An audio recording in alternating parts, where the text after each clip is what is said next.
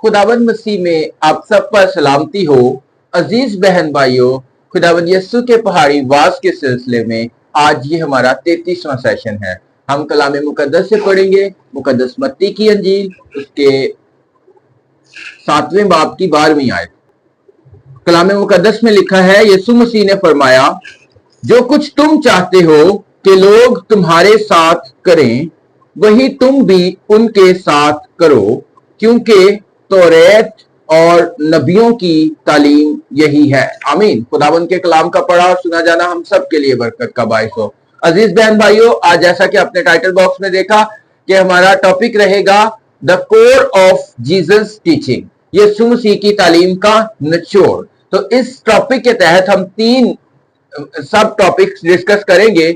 Number 1, the golden rule, सुनहरी असूल। Number 2, practical application, अमली इतलाक। Number 3, the reflection of divine love, खुदा की मोहब्बत का अक्स।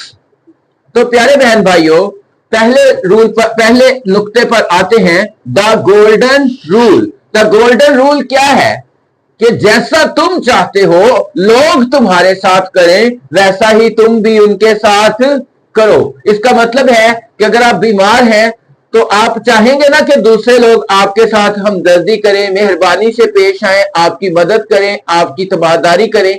तो डेफिनेटली जब आप बीमारों को देखें तो आपको भी वैसा ही उनके साथ करना है।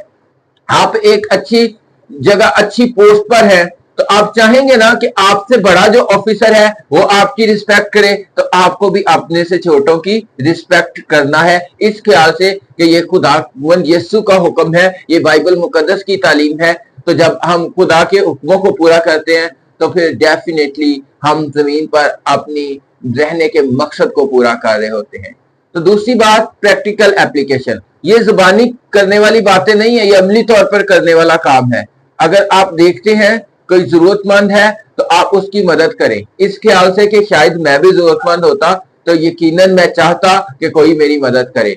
अगर कोई बंदा बोझ उठाए जा रहा है तो बुजुर्ग है, आपको अच्छा लगेगा कि आप अगर बुजुर्ग होते तो आपकी कोई मदद करता, आप उनकी मदद करेंगे। प्रैक्टिकल करने वाला काम है। तीसरी बात जो हमने सीखनी है वो है the reflection of divine love, खुदा की मोहब्बत का अक्स है। जब हम वैसा करते हैं जैसा हम चाहते हैं कि लोग हमारे साथ करें, तो ये जमीन पर खुदा की मोहब्बत का अक्स है। तो जब हम जमीन पर हमदर्दी दिखाते हैं, मेहरबानी दिखाते हैं, माफ करते हैं, जब हम दूसरों की जरूरतों का मुफ्त ख्याल रखते हैं बगैर इस ख्याल के कि हमें क्या मिलेगा, तो दरअसल हम खुदा की मोहब्बत को जमीन पर जो है उसको जाहिर करते हैं।